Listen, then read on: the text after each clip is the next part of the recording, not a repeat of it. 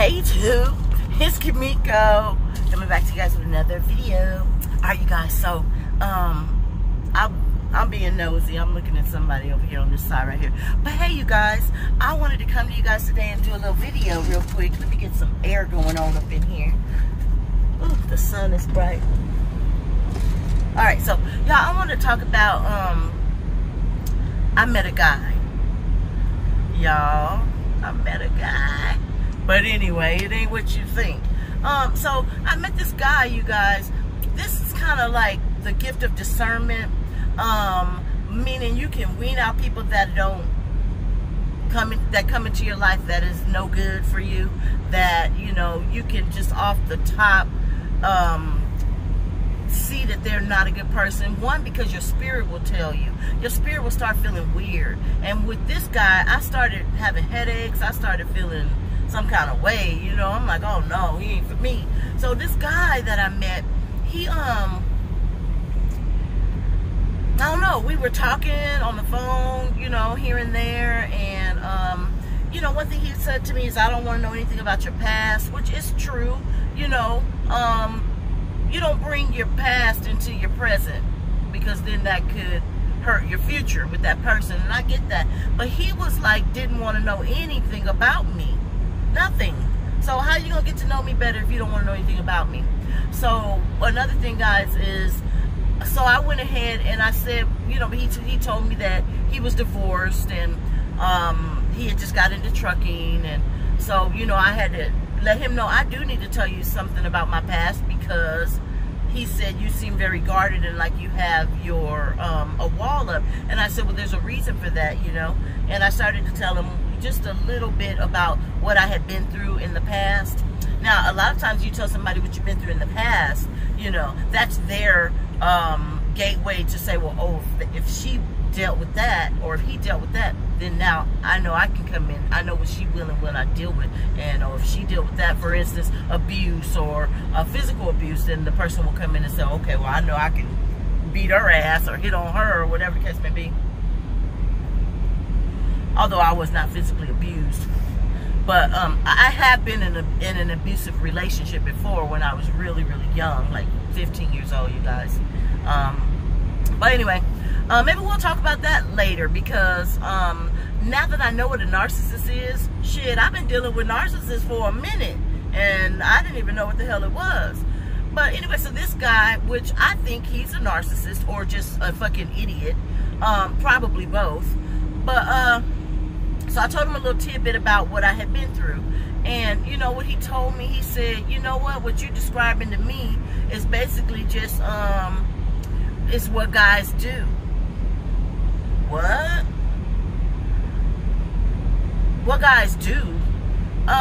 He said to me, yeah, one thing about a woman is, a woman always try to put herself in a man's place, or always try to think for a man. He goes, I sit around the round table with the guys, and this is what we talk about.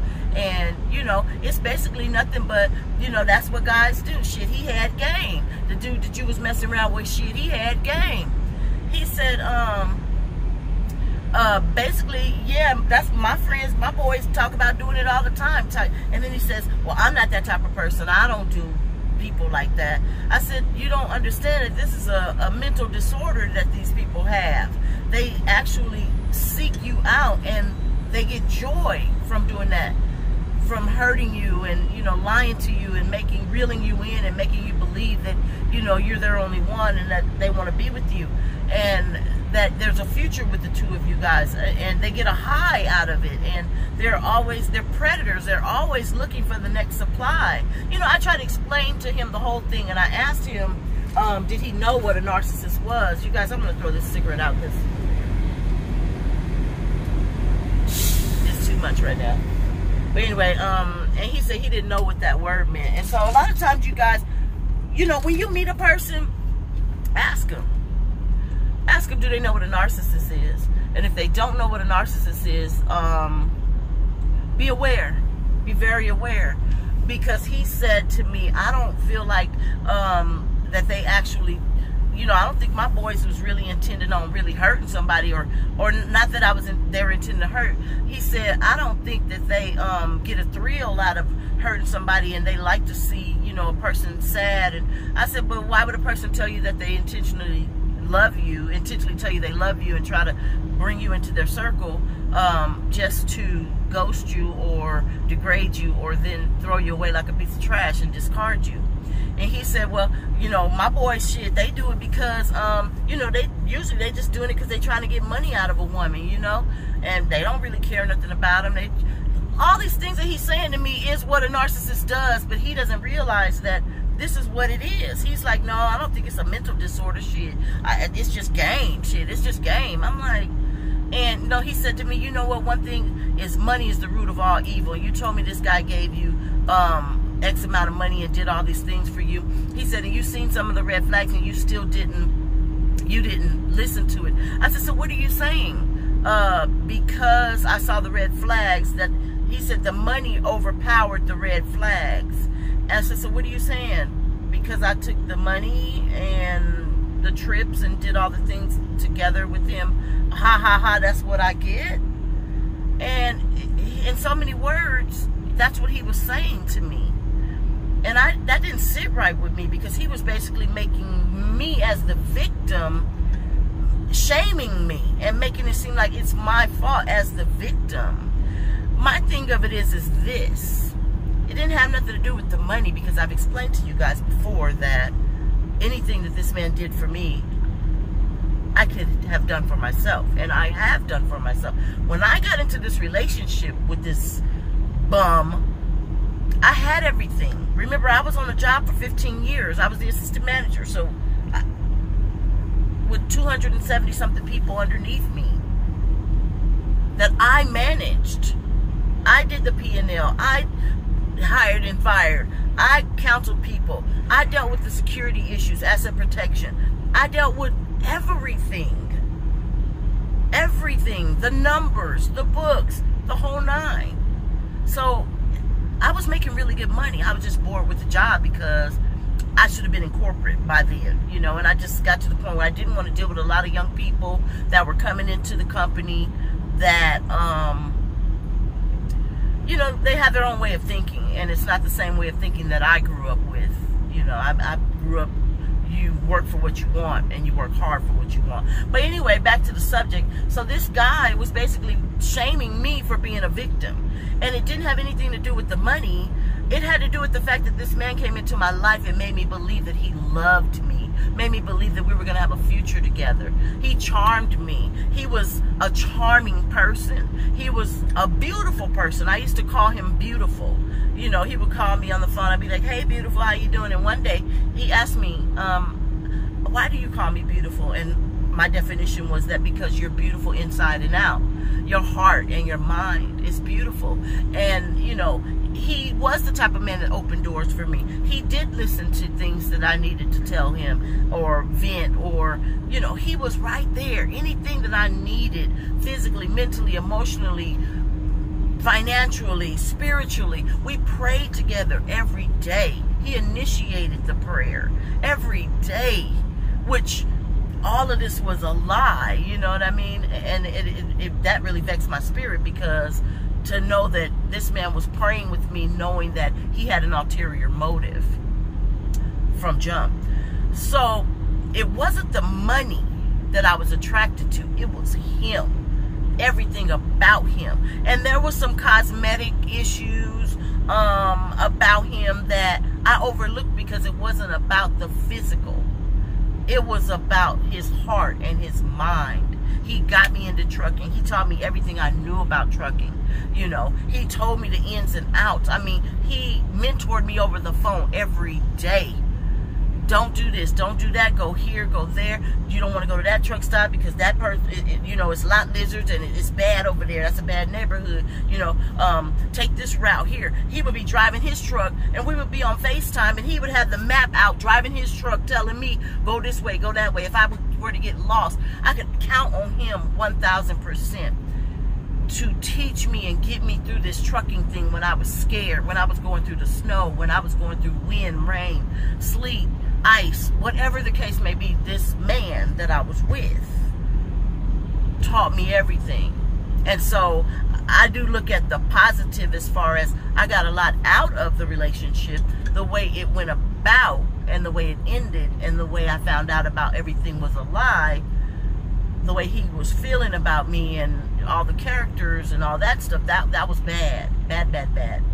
But for that one guy that I had met, I had to let him know that, you know what, I don't think it's a good idea to call me anymore, because I'm not willing to have friends in my circle that are not going to have empathy for me for any reason. And I felt as though, because he didn't understand what a narcissist is, he felt as though it was okay, and that's just, oh, what the boys do.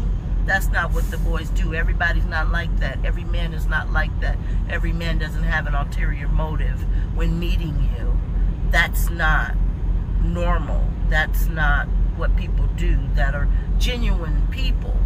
And I feel as though deep down inside, because he was younger, he didn't realize that having that type of mentality and making it seem like it was okay, that's wrong. You might as well be in the same category as the degenerates, the reprobates, the narcissists, you know, the insecure, cowardly. Oh my God. And for him to say that, oh, that's what his boys do and that's what they talk about at the round table when it's just the guys, he thinks it's okay. So the moral of this particular video for me to come to you guys to let you know is that once you've dealt with a narcissist, you then can have that knowledge in your head of what to look for when you meet someone new. And so because I met someone new, and like I said, it's not a good idea to tell people what you've been through before, but you can kind of pick their brains and find out what they think is okay and what they don't think is okay as far as treating you and the boundaries that you've set up. And if it doesn't feel right or feel good, and I can tell you that you can go out and meet 10 people. All 10 of them could be narcissists. All 10 of them could be bad people. All 10 of them could not be up to your standards. Eventually, someone will come along that will be up to your standards, and you can say to yourself, okay, this is not fake. But when you meet these people, you now then have that gift to be able to know if they're good people or if they're bad people. And if they're not cool, if they're not good, if they're not what you think or want in your life, get them out. Get them out quick, because you don't want to go through the same shit that you went through before. Get their asses far away.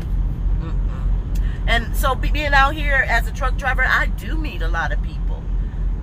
Excuse me, I meet a lot of men, and a lot of them, sometimes it may go somewhere as far as a conversation. Sometimes we'll exchange phone numbers and I'll never call them and they'll never call me. Sometimes, you know, we may talk on the phone for a couple of weeks and then the next thing you know, it just wasn't feeling good to me or maybe to them, and we just don't talk anymore. It's mutual. It's whatever. So, you know, being out here, you do come across a lot of different people, a lot of different personalities. And, you know, I'm glad that now I know. So I know when to say, hey, I'm cool, you know. Alright, you guys, this was just a little video. I have something else to say, but I'm kind of drawing a blank, so I don't want to take up all your time. I'll come back in a little bit and do another video. But in the meantime, you guys, just stay positive, and, you know, you're wonderful. Just know that you are better than these people out here that's no good.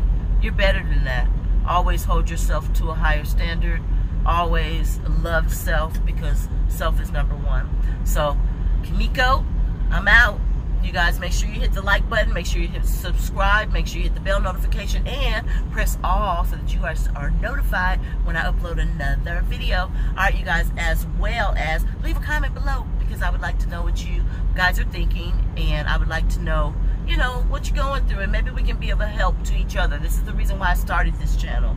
You know what I mean? And I love to hear your comments. And if you guys know and you have commented before on my videos, you know I always respond. So I like to do that. I like to hear what you guys have to say. All right, Kimiko, and I'm out.